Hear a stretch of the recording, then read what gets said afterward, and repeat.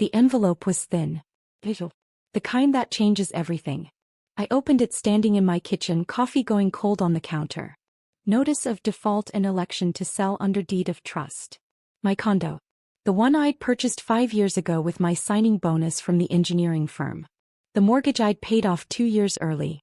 According to Citibank, I owed $180,000 and hadn't made a single payment in 90 days. I called the number on the notice. The customer service representative sounded bored until I explained I'd never taken out a loan.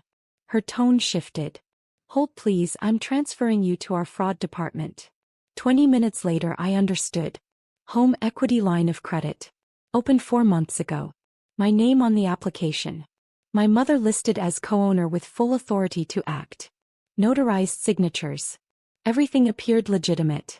Except I'd never signed anything. And my mother wasn't a co-owner. We'll need to investigate, the fraud specialist said.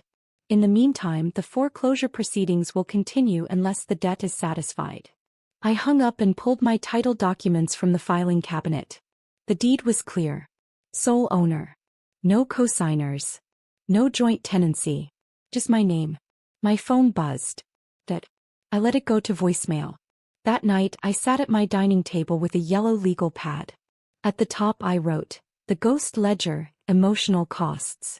Years called not financially responsible while I paid off a condo at 29. Cost equals confidence in my own judgment, slowly eroded. Every family dinner where mom explained smart money moves to me. Cost equals self-respect, chipped away in 15-minute increments. The time I bought my first investment property and dad said, "Don't overextend yourself." Cost equals pride in my achievement, dismissed before I could feel it. Sunday calls that always ended with, "Make sure you're saving," from people I'd loaned $15,000 to 3 times.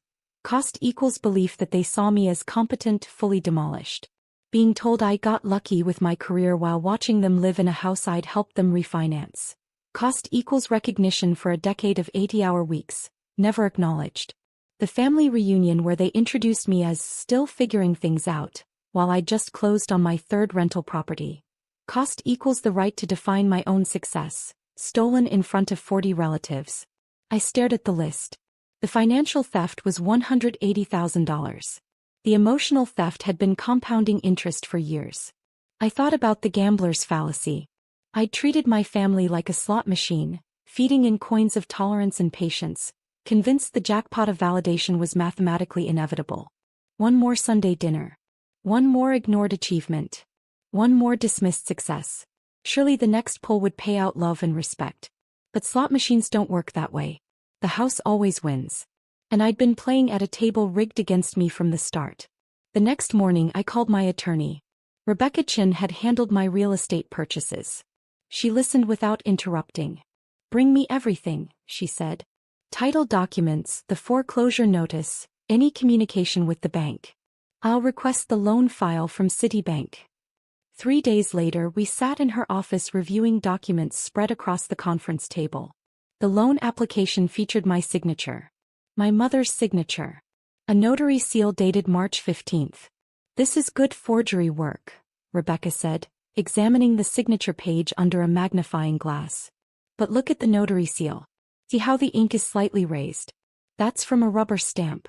Real notary seals are embossed. This is a felony."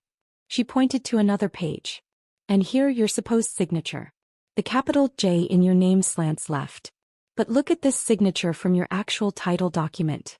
Your capital H slants right. You're consistent. This isn't." I felt something cold settle in my chest. My parents hadn't just made a mistake. They'd planned this. Rebecca made copies of everything. "I'm filing a fraud report with Citibank and notifying the district attorney's office. This is wire fraud, forgery, notary fraud, and identity theft. Federal and state charges." My phone had 37 missed calls from my parents. 14 voicemails. The texts progressed from concerned to angry to desperate. "We need to talk about the house situation. This is ridiculous. Call us back. You're going to ruin everything over a misunderstanding?" I blocked their numbers. Citibank's fraud investigation moved faster than I expected. Within 2 weeks, Rebecca received the forensic document analysis report. 12 pages of findings. The notary seal belonged to a woman named Patricia Hernandez, commissioned in 2019. She'd reported her seal stolen in January, 2 months before the loan documents were notarized. The forger had used a stolen seal to create the rubber stamp. The signature analysis was damning. 12 points of divergence from my actual signature. The report concluded with 99.7% certainty that I had not signed the documents. The bank records showed where the money went. $180,000 disbursed in March. By May it was gone. $85,000 to American Express, paying off credit card debt. $42,000 to a luxury travel agency. 2 European river cruises. $28,000 to Mercedes-Benz of Greenwich for a down payment. $25,000 withdrawn as cash over 6 weeks. They'd spent it like it was a gift. Like the money had appeared from nowhere, blessed by the universe for their enjoyment. Rebecca scheduled a meeting with the assistant district attorney. I sat in a windowless office in the federal building while ADA Morrison reviewed the evidence. "This is substantial," he said. "Wire fraud alone carries 20 years. Add the identity theft, the notary fraud, the forgery. We're looking at multiple felonies with mandatory minimums." He looked at me directly. "Are you prepared for what comes next?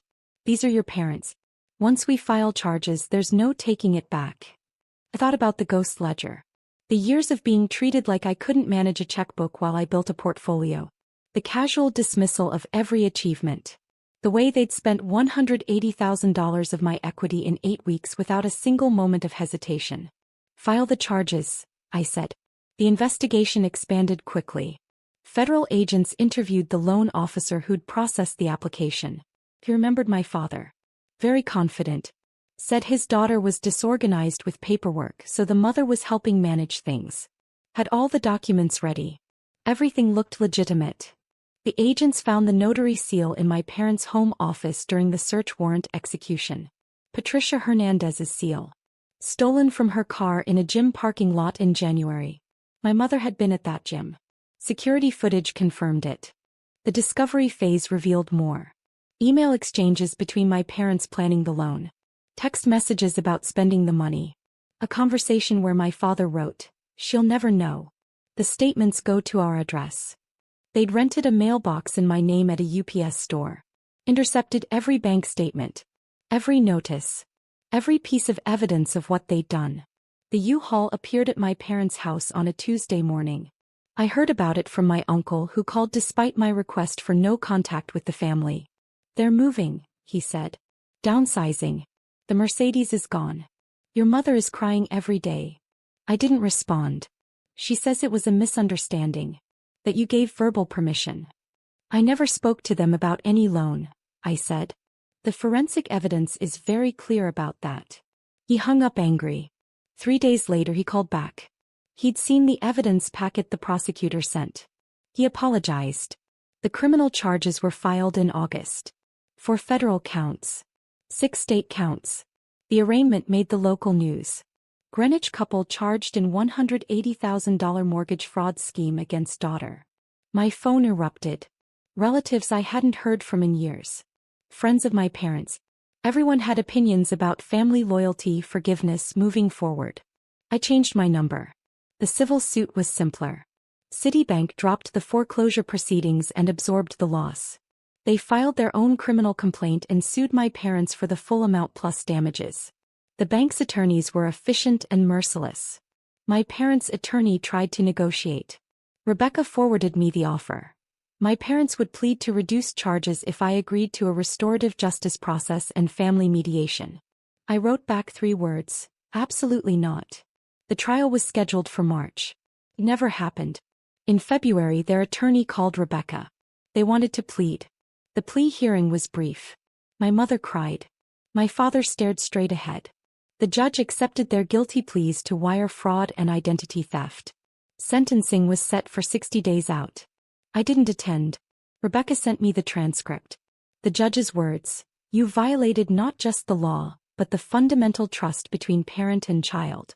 You stole from your daughter and then attempted to blame her for the consequences. This court finds your conduct particularly egregious given the sophistication of the fraud and the theft of the notary seal. 18 months federal prison for Dad. 12 months for mom. 5 years supervised release. Full restitution to Citibank. Permanent felony records. Their retirement accounts were seized to begin restitution payments.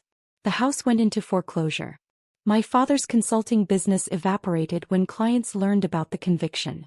My mother's book club friends stopped calling. I heard all of this secondhand. I didn't attend sentencing. I didn't visit them. I didn't write letters or accept their collect calls from prison. I wasn't punishing them. I was just done subsidizing the delusion. Family isn't who shares your blood. It's who shows up when blood isn't enough. And for years I'd been the only one showing up. With money, with patience, with the endless hope that this time would be different. They'd proven it never would be. 6 months after sentencing, I stood in my living room, my fully owned, unencumbered, legally protected living room, and felt something I hadn't felt in years. Peace. My savings account had climbed to $240,000. I'd gotten a promotion at work, leading the new infrastructure division. The congratulations from my colleagues felt real, unfiltered by skepticism or dismissal. I booked a trip to New Zealand. 3 weeks. Mountains and silence and nobody who expected anything from me. The last text from my uncle arrived before I left. Your mother wants you to know she's sorry. She says she was desperate. She hopes someday you can forgive them. I read it twice, then deleted it. The account was closed. The debt was paid. The ghost ledger balanced. And I was finally, completely free.